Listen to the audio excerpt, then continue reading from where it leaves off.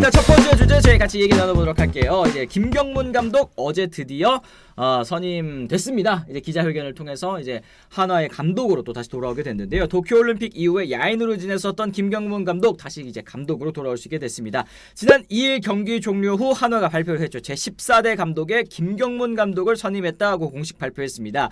계약 규모는 3년간 올해부터 2026 시즌까지 계약금 5억 원 그리고 연봉 15억 원 등 총 이제 20억인데요. 한화가 결국에는 최원호 감독을 경질하고 이제 시즌 초반입니다. 시즌 초반이긴 하지만 최원호 감독을 경질하고 이제 김경문 감독을 또 선임을 했는데 사실은 이 팬 여러분들의 반발도 있었습니다. 뭐 트럭 시위도 좀 있었던 걸로 제가 알고 있는데 한화가 왜 김경문 감독을 선택을 했는지 요거에 대해서도 좀 궁금한 것 같습니다. 어떻게 생각을 하시나요? 네, 뭐 결국에는 올해 바로 성적을 내겠다 이런 의지를 확실하게 보였다고 볼 수 있겠고요. 뭐 김경문 감독 입장에서는 상당히 힘든 그런 책임감을 느끼긴 할 겁니다. 하지만은 어쨌든 김경문 감독을 통해서 한화가 새롭게 도약할 수 있는 기회를 잡지 않을까라는 생각을 좀 해보고요.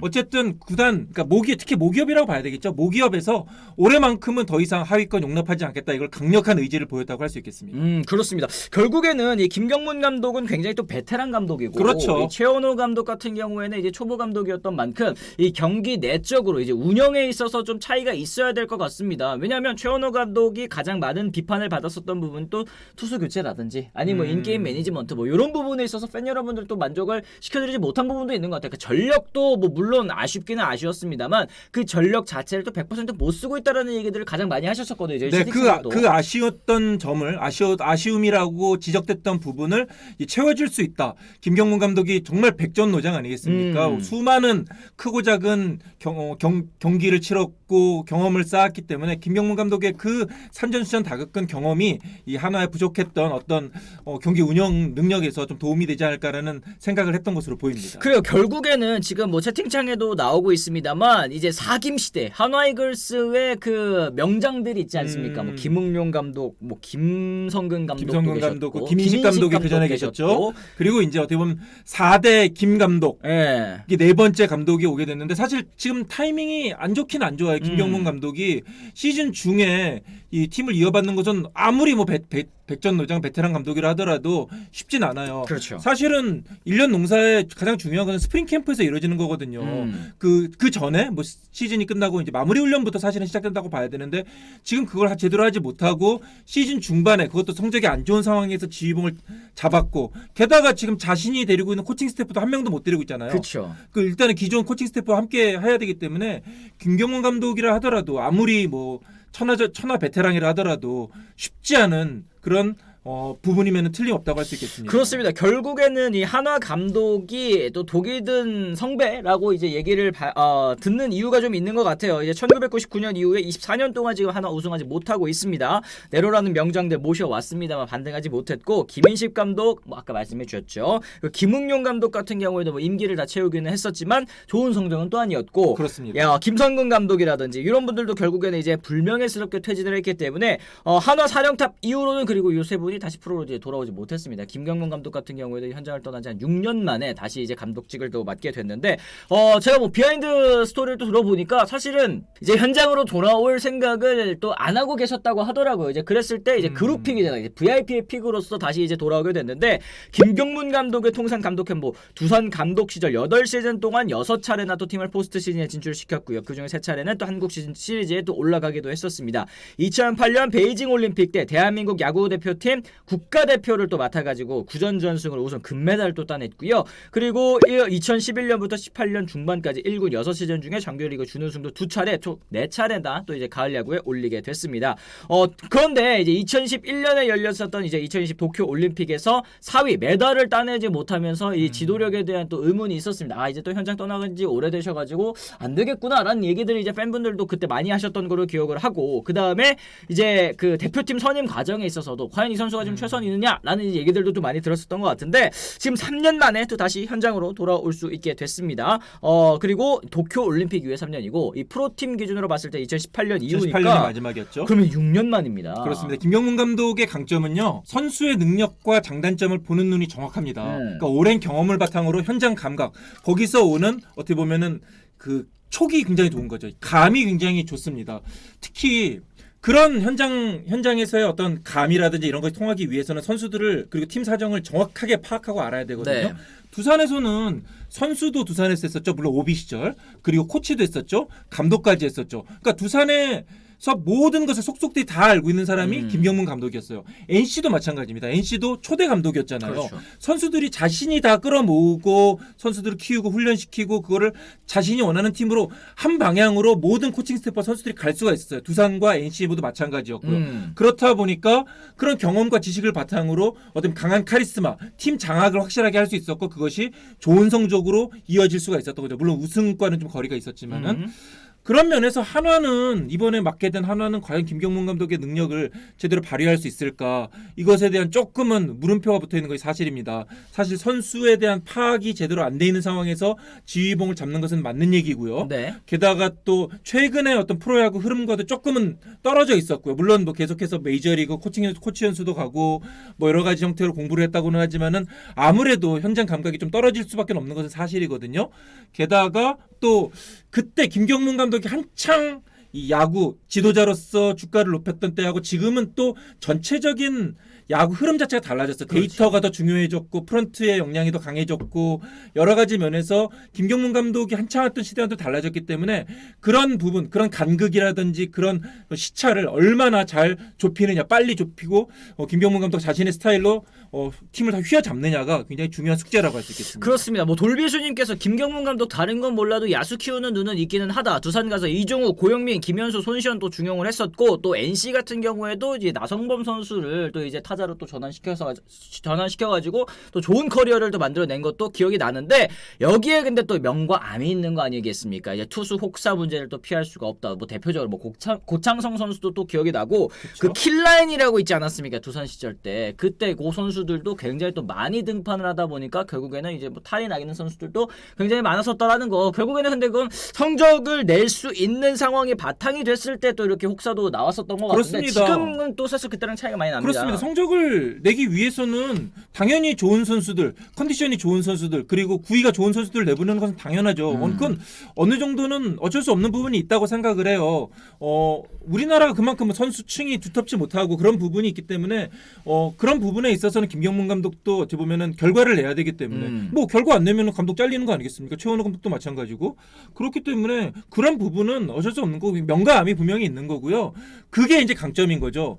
그 김경문 감독은 어쨌든 좋은 선수, 컨디션이 좋은 선수 그리고 선수들의 장단점을 확실하게 파악을 하고 거기에 있어서 그 적재적소에 어떤 선수를 써야 되는지 너무 잘 알고 있는 감독이라는 겁니다. 다만 그거를 알기 위해서는 그 전부터 오래전부터 선수들을 봐와야 하고 그 선수들에 대해서 계속해서 소통을 하고 계속 선수들을 파악을 해야 되거든요. 그런데 한화에서 얼마나 선수들을 파악하는지 그 빨리 파악하느냐가 중요한 숙제라고 할 수 있겠죠. 아 그렇습니다. 명지원님께서 또 2,000원 후원 고맙습니다. 감사합니다. 감사합니다. 타팀 팬으로서는 동주나 서현, 준서가 갈려서 한국 야구의 미래가 어두워질까봐 걱정일 뿐입니다. 얘기해 주셨는데 그나마 좀 다행인 거는 또 선발 자원이기도 하고 또 이제 김산 선수는 좀 불펜이긴 하지만 어쨌든 벌써부터 아직 취임도 뭐 경기 뭐 지휘도 안 해봤는데 벌써 이렇게 걱정하시는 거는 다 이유가 있기는 있는 것 같아요. 여전히 보여준 모습들이 있기 때문에 이런 모습이 또 다시 되풀이되지 않을까 싶기는 한데 지금 뭐 아까 위에서 봄날님이 얘기하셨죠. 메이저리그에서도 요즘 최신 데이터 야구에다가 올드스쿨 감독의 경험 요걸 더한 게 또 유행이기는 하다. 뭐 대표적으로 지금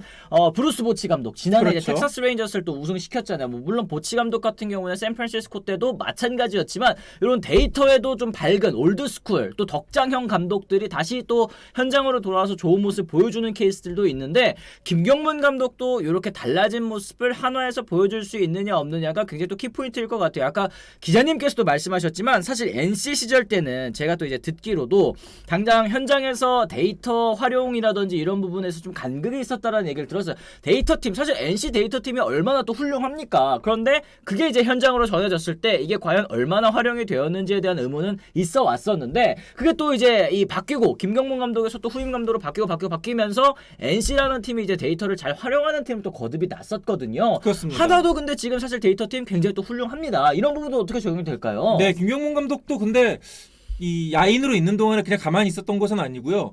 메이저리그 코치 연수도 하고 또 여러 가지 또 많은 다양한 경험을 쌓고 공부를 많이 했었거든요. 특히 김경문 감독이 지난 도쿄올림픽 때 가장 실패했던 이유가 데이터 싸움에서 진 거예요. 맞아요. 그러니까 우리나라 선수들에 대해서 뭐 다른 나라 선수들이 너무 이미 도미니카라든지 뭐 다른 나라 선수들이 다 파악하고 있는 거예요. 장단점이라든지 타구를 어느 쪽으로 보내고 어떤 상황에서 어떤 성향을 가지고 있고 이걸 다 알고 있거든요.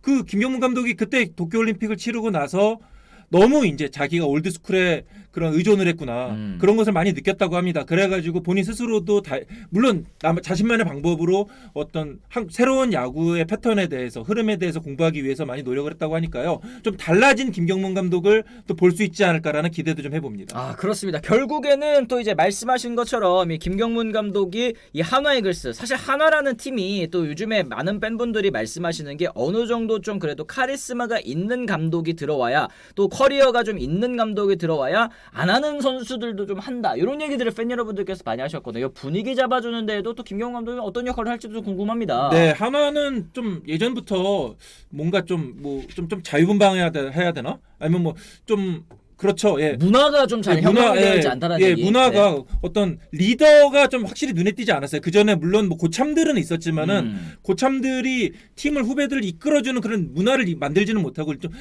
제대로 된, 예를 들면 LG 김현수 같은 그런 좀 리더가 부족한 것이 아니냐라는 지적을 많이 받았었고요. 그 유현진 선수도 돌아와가지고 느꼈다잖아요. 분위기가 많이 바뀌었네. 예전에는 후배들이 뭐 말 한마디 못하고 좀 굉장히 강압적이었는데 네. 이번에 저 오키나와 가서도 느꼈는데 이렇게 선수 후배들이 웃고 뭐 그럼 그 전에 고참들은 뭐 했냐 이거죠. 그 분명히 그런 게 있었어요. 그러니까 예전에 류현진 선수 한국에 있을 때는 사실 한화 이글스 같은 경우에는 이제 고참 선수들도 굉장히 또 많았고, 고참 선수들이 그리고 강한 고참들이 많았죠. 그렇죠. 뭐 예를 들어서 뭐 구대성 선수도 네, 있었고, 그렇죠. 이런 네. 이런 분들, 그러니까 송준호 선수도 있었고, 이런 대선배님들, 거기다가 뭐 타자들 같은 경우에도 또 그런 선수들 많았었잖아요. 그러니까 뭐 송진우, 구대성 같은 선수들은 사실은 뭐 리더라고 하기도 뭐하고 완전 대선배들이었고요. 대선배죠, 네. 이제 그 이후에 이제 어떤 팀 분위기를 잡아줄 선수들이 그러게. 없었던 것이 좀 사실인. 그러니까 중간 세대가 없었다는 네, 얘기죠. 그런 그죠? 부분이 좀 안타까운 부분이 있었고, 오히려 물론 중간 세대는 있지만은 야구를 잘하는 선수들은 있었지만은 후배들이 존경을 받고 네. 신망이 두터웠던 이끌어줄 수 있는 리더는 없었다는 부분이 있었고요. 이제 그런 새로운 분위기를 만들어가는 과정인데, 물론 김경문 감독의 강점이 팀을 하나로 묶고 어떻게 보면 카리스마로 굉장히 어떤 좀 분위기를 잡아가는 데는 능한 부분이 있지만은 그렇다고 해서 이분이 지금 66살이거든요. 네. 그러니까 예전처럼 그렇게 막 직접 앞장서서 하기는 그렇고 결국에는 팀 분위기는 선수들이 만들어가는 거예요. 김현수 같은 고참들이 만들어가는 건데, 어쨌든 김경문 감독이 뭐 예전처럼 그렇게 카리스마 있게 앞으로 전면에 나서가지고 모든 걸 다 얘기하고 그러지는 않을 것으로 보입니다. 그렇습니다. 그리고 지금 트레이드에 대한 이야기도 좀 많이 있습니다. 이 달 감독은 어느 팀에 있을 때에도 상식 선수 트레이드했지 마구잡이로 또 트레이드 막 하지는 않았었던 것 같다. 아무래도 지금 한화 이글스 전력 자체가 좀 침체되어 있는 그런 상황이기 때문에 지금 트레이드로 활로를 찾으려고 하지 않겠느냐. 어쨌든 새 감독이 왔기 때문에 무언가 좀 큰 트레이드가 있지 않을까라는 얘기들도 좀 현장에서 있는 것 같더라고요. 네, 취임 기자회견에서 그런 얘기했어요. 아무래도 지금 젊은 선수들이 많긴 하지만은 그래도 경험 있는 선수들을 많이 쓰지 않을까, 이런 얘기를 한다, 이렇게 생각한다, 이렇게 얘기를 했거든요. 물론 뭐 이제 직접 선수들을 만나고 이제 경기에 들어가 봐야 김경문 감독이 어떤 흐름을 알겠지만은, 네. 어쨌든 김경문 감독이 경험이 많은 선수들, 어떻게 보면 좀 충분히 경험치가 쌓인 선수들을 좋아하는 것은 틀림없거든요. 네. 게다가 김경문 감독이 누가 보더라도 이거 지금 이기라고 온 감독이잖아요. 이게 육성이 목표가 아니죠. 수배로가 아니잖아요. 그렇죠. 그렇기 때문에 그러면은 당장 이기기 위해서는 지금의 어떤 젊은 자원들, 즉시 전력은 안 되지만은 가능성 있는 자원들을 좀 활용을 해서 적극적으로 즉시 전력감을 영입하는데 좀 나서지 않을까라는 생각을 해보고요. 김경문 감독도 알 거예요. 3년 계약을 하긴 했지만은 자신의 시간은 내년까지라는 거죠. 실질적으로. 그쵸. 사실 뭐 네. 올해부터 이 계약 기간이 시작되는 거기 때문에 뭐 2026 시즌까지라고 하더라도 올 시즌은 사실 뭐 얼레벌레 올 시즌은 그렇다 치더라도 예. 어쨌든 내년까지 김경문 감독이 성과를 못 내면은 김성근 감독이 얘도 있잖아요.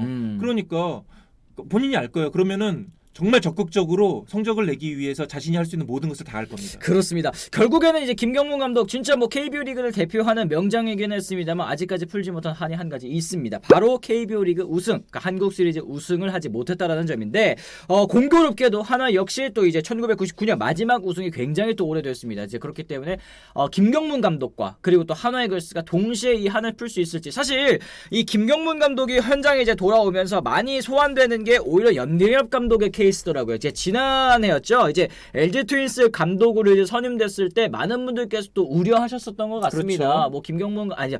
이 염경엽 감독이 결국에는 이제 없는 우승 청부사라는 이제 얘기를 많이 들었었는데 결국에는 이제 LG를 맡아서 우승 결국은 시켰잖아요. 뭐 물론 LG의 전력도 훌륭했다라는 그 배경이 다르기는 하겠습니다만 서로 이제 시너지 효과를 내면서 또 이제 한까지 풀 수 있다면 너무너무 좋을 것 같습니다. 그렇습니다. 김경문 감독이 오히려 뭐 좀 현장에서 떨어져 있어서 야인으로 지냈다. 뭐 물론 뭐 중간에 대표팀 감독을 맡기도 했었지만은 그것이 꼭 나쁜 것만은 아니라고 생각을 해요. 좀 떨어져서 객관적으로 야구를 보고 어떤 경기 운영이라든지 선수들의 능력이라든지 또 달라지는 그런 부분을 보는 것이 굉장히 또 중요하거든요.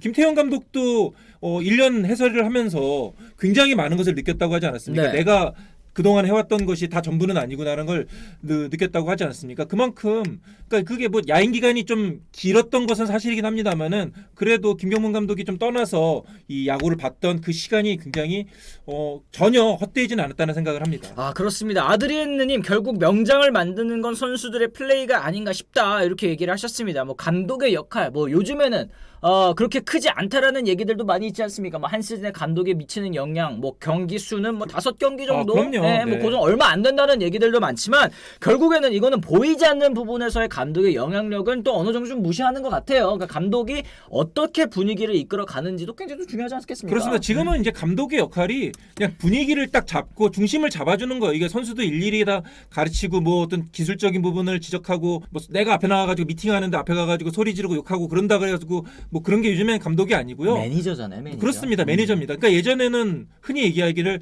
야구는 감독의 스포츠, 축구는 선수의 스포츠 이런 얘기를 했는데 지금 반대인 것 바뀌었어요, 같아요. 그죠? 지금은 축구는 완벽하게 감독이 이끌어가는 스포츠고 반면에 야구는 굉장히 선수들이 중심을 잡아야 되는 거고 팀 분위기 뭐 이렇게 얘기하고 뭐 팀 분위기를 감독이 잡는다 얘기하는데 실질적으로 뭐 경기장 가보고 더가웃에 들어가 보면은 팀 분위기를 잡는 것은 선수들이고 특히 고참들이에요. 그렇기 때문에 감독은 사실 하루에 경기 하기 전에 선수들을 얼굴 제대로 못 보는 경우도 많습니다. 왜냐하면 코치들하고도 소통을 많이 해야 되고 전체적으로 더 큰 그림을 그려야 되기 때문에 그렇기 때문에 결국 하나 선수들이 이 감독 교체를 계기로 이걸 발판 삼아 가지고 조금 더 스스로 정신 차리고 더 승부욕을 가져야 되는 거죠. 그렇습니다. 어쨌든 이제 감독이 바뀐 만큼 한화 이글스도 좀 반등하는 계기를 마련을 했으면 좋겠습니다. 주중에 이제 황준수 선수, 바리아 선수, 류현진 선수 이렇게 또 나온다고 하는데 바리아 선수도 어쨌든 페냐의 대체 외국인으로 들어왔고 바리아 같은 경우에도 제가 한 몇 년 전까지만 해도 메이저리그에서 에인절스 소속으로 에인절스에서 뛰었던 그 바리아 맞죠? 네, 선발 투수 나왔었던 선수거든요. 이름값이 그래도 꽤 있는 선수이기 때문에 메이저리그 기준으로는요. 그래서